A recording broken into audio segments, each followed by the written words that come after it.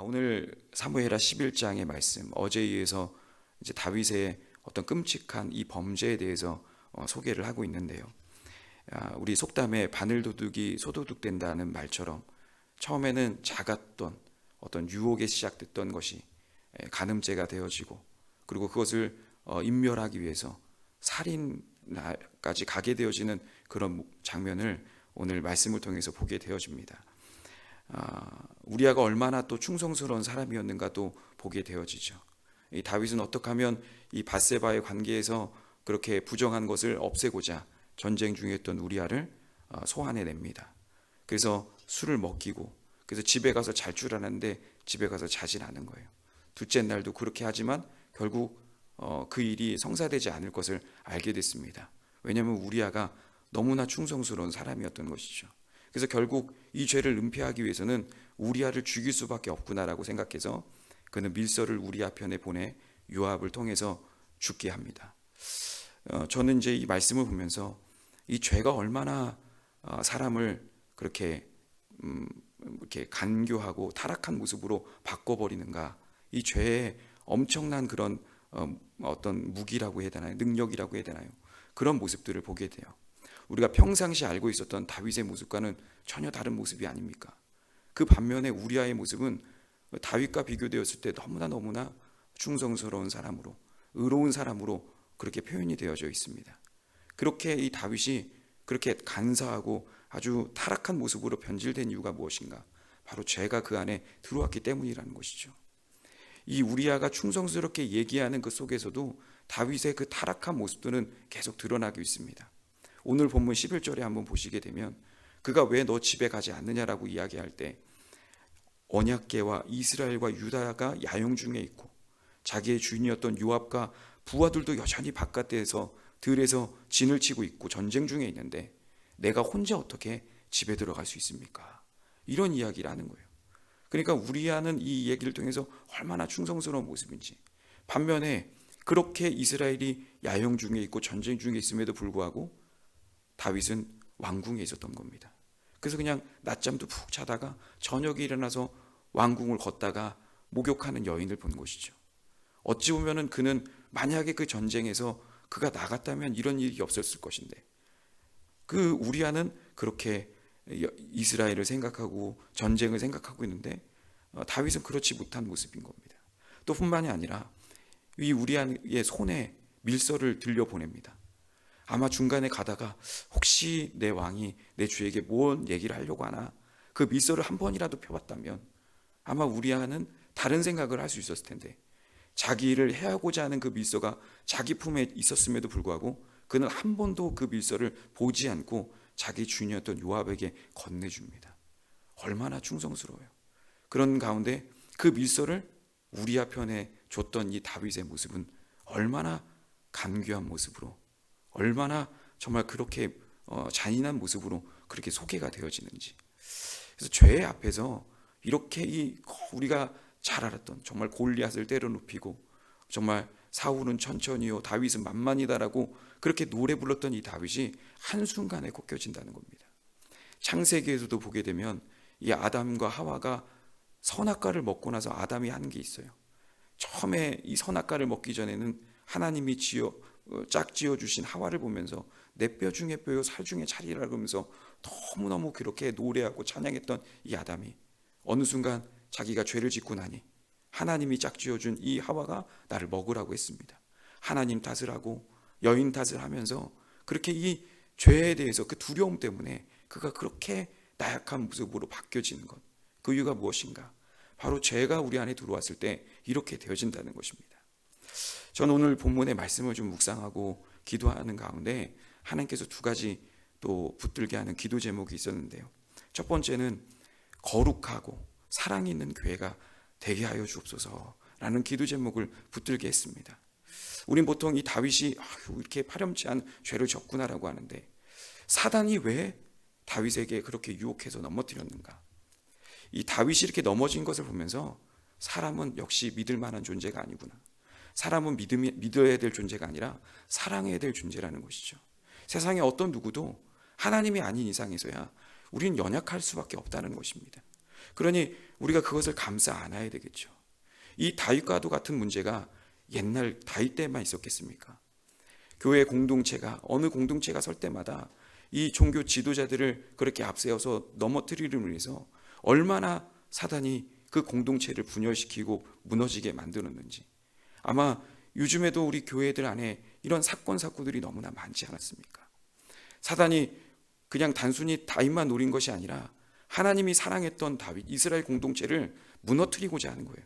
그러면서 하나님 보십시오, 하나님께서 애지중지하는 이스라엘을 한순간에 망가뜨려 버리지 않습니까? 그러면서 그 이후에 이스라엘이 분열이 되어집니다. 옳고 그름으로 분열이 되어져요.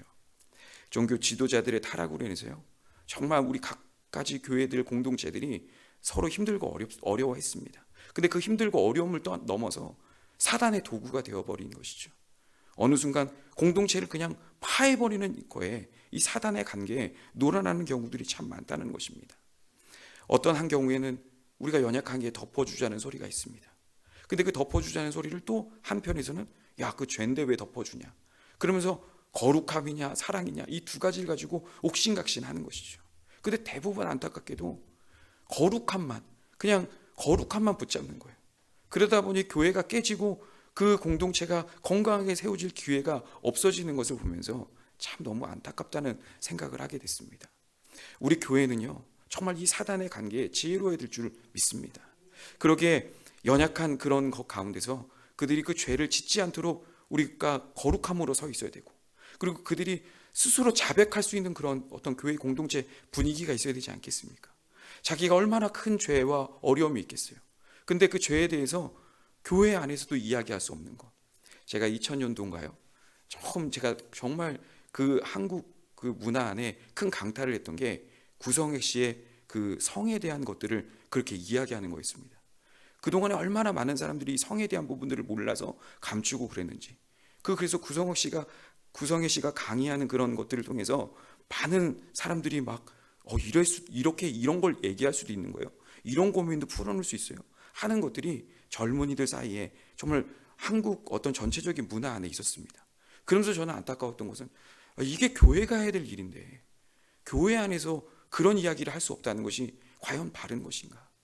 오히려 그 교회 안에서 그들이 그 무거운 짐을 내려놓을 수 있고 해주고, 그리고 정말 사랑으로 돈독해줘야 되는데 오히려 우리는 옳고 그름으로 하다 보니 그들이 이 교회에 왔음에도 불구하고 자기의 어떻게 보면 연약함을 드러내지 못하고 있지는 않은가. 그래서 정말 우리가 어떤 마음을 가져야 될까? 진짜 사랑이 있어야 그들이 그 어떤 허물까지도 고백할 수 있고 내놓을 수 있다는 것입니다. 지난 주일날에도 돌아온 탕자를 가지고 함께 나누기도 했는데요, 이 탕자를 향해서 분명히 죄를 깨닫게도 해야 되죠. 근데 죄를 깨닫게 하는 이유가 뭡니까? 아버지의 사랑을 알게 하기 위해서인 겁니다. 우리에게 진짜 중요한 것은 우리가 연약한 것을 아는 이유가 무엇인가? 하나님이 그 연약한 우리를 사랑하신다. 그래서 우리 교회 공동체가 이 사단이 주는 어떤 이 관계에 공동체를 분열시키고 넘어뜨리려는 이런 속셈에 우리가 넘어가는 것이 아니라 지혜롭게 행동해서 정말 연약한 성도를, 죄 가운데 그 연약한 성도를 구원해내고, 그리고 그 죄를 인정한 사람들을 용서해주고 용납할 수 있는 그런 귀한 사랑이 우리 몸된 교회 안에, 또 우리 군포 큰나무 교회 우리 성도들 안에, 교회 안에 있기를 예수님의 이름으로 축원합니다. 두 번째로 기도 제목을 붙잡는 것은 진정한 성공의 길은 무엇인가? 그것은 진리 안에 서는 것이다. 우리가 찬양 안에도 했던 건데요, 이 우리아가 이제 이 밀서를 받은 이 요압이 우리아를 죽이게 됩니다. 그리고 나서 전령을 통해서 우리아가 죽었습니다. 오늘 본문 21절에 이렇게 이야기하라고 해요. 우리아는 오래 살지는 못했죠. 그가 어떻게 보면 충성스럽게 생각했던 자기 주인이었던 요압과 다윗에게 배신을 당했습니다. 그래서 자기 생애를 온전히 살아보지 못하고 죽었어요. 그렇다면 이 우리아의 죽음을 통해서 잠깐은 요압은 어떤 마음이 있겠습니까? 바로 다윗에게 그것을 알리면서 내가 다윗에게 충성스러운 부하입니다. 당신이 그렇게 껄끄림하게 생각했던 것을 나는 이행했습니다. 우리아의 죽음이 요압에게는 어찌 보면 기쁨이 될 수 있었겠고, 또 이것을 받아들인 다윗은 어떤 마음이었겠습니까? 이 밧세바의 문제를 어떻게 하면 덮고 싶었는데 우리아의 죽음으로 인해서 자기 죄가 덮여졌구나, 이런 마음으로 아마 괜찮다, 잘됐다, 잠깐은 승리다라고 생각할 수 있었겠죠. 그런데 그것이 과연 성공이었겠습니까? 나중에 시간이 지나서 보십시오. 지금 오늘 이 말씀을 통해서 누가 정말 아름다운 모습으로 남았고 누가 어떻게 끔찍한 모습으로 남았는지, 우리아와 다윗은 오래 산 것 같습니다. 오래 사는 것이 중요한 것이 아니라 어떻게 살았냐가 너무나 중요하다는 것이죠. 우리아는 그래서 그렇게 자기도 어떻게 죽는지도 모르고 그 전쟁 속에서 아주 비참하게 죽었을 것입니다. 근데 그의 죽음은 너무나 고귀하게 오늘날 우리에게 나타나고 있다는 것이죠.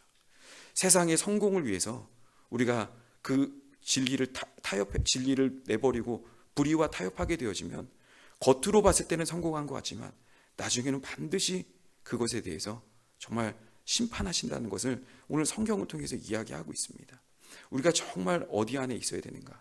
눈에 보여지는 어떤 성공을 위해서 때로는 진리를 버리는 것이 편해 보일 수 있습니다. 때로는 불의를 붙잡는 것이 더 좋아 보일 수도 있습니다. 하지만 그것이 결코 우리에게 만족함을 주고 성공을 주는 것이 아니라 비참한 아주 정말 부끄러운 모습으로 평생 남게 만든다는 것이죠. 오늘도 주님 안에 거하고 의로운 삶으로 인해서 정말 주님이 마지막 날에 잘했다, 충성된 종아, 이 말을 다 듣기를 원하는 게 우리 성도들의 마음이 아니겠습니까? 그래서 정말 마지막 그날에 주님께서 칭찬받을 수 있는 그런 귀한 믿음의 성도들 되시기를 예수님의 이름으로 축원합니다. 이 시간 또 함께 우리 말씀을 기억하면서 기도했으면 좋겠습니다. 먼저는 우리 교회 공동체를 위해서 기도했으면 좋겠습니다. 거룩한 정말 사랑의 공동체가 되게 해주십시오. 정말 갖가지 문제들로 우리 교회를 분열시키고 공동체를 분열합니다. 그런 가운데 하나님이 주시는 그런 사랑의 마음을 가지고, 그리고 제 가운데 그렇게 신음하고 있는 사람들을 정말 그렇게 풀어줄 수 있는 우리 교회 공동체가 되게 해주십시오.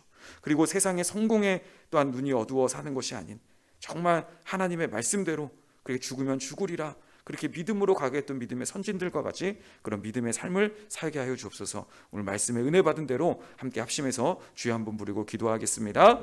주여.